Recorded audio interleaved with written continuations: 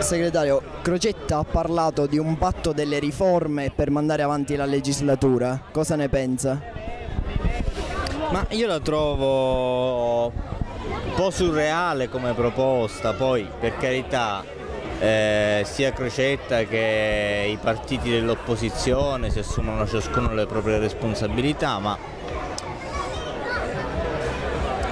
le riforme a cui facendo Crocetta non sono le riforme istituzionali di Renzi, quelle per cui insomma servono i 2/3 del Parlamento perché vedano la luce, sono le cose che qualsiasi governo della Sicilia dovrebbe fare.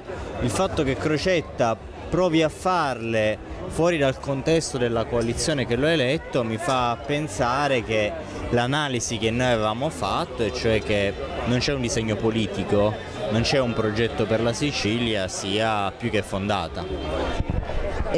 La poltrona della vicepresidenza all'Ars è ancora in bilico. Pensa che possa essere una pedina di scambio per ringraziarsi i favori di quella che ora è opposizione e potrebbe diventare domani maggioranza?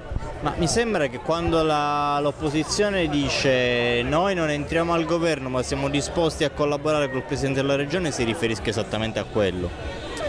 Poi vedremo, saranno le cose dei prossimi giorni a dircelo.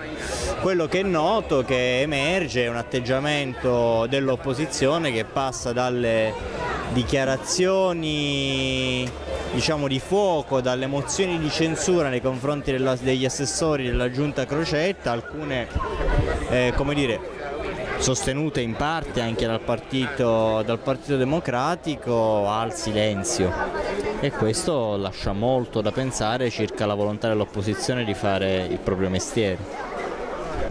Segretario, lei è stato definito, cito testualmente, un segretario che cerca di scardinare il partito e la maggioranza. L'ha detto oggi Crocetta su Repubblica. Cosa risponde? Io sono il segretario del Partito Democratico, ho cercato dall'inizio di questa esperienza di ottenere due cose, un rilancio del governo e un rapporto diverso tra Partito Democratico, governo regionale e aggiungo la Sicilia. Crocetta ha ritenuto di andare avanti per la propria strada, di avere le forze per poter governare senza il PD e di avere anche governato bene. Io ho fatto una valutazione diversa, penso che il governo di questi anni abbia avuto limiti clamorosi e che il Partito Democratico dovesse essere lo strumento attraverso il quale cercare di superarne almeno una parte. Queste due analisi ci dividono, io non criminalizzo le sue posizioni,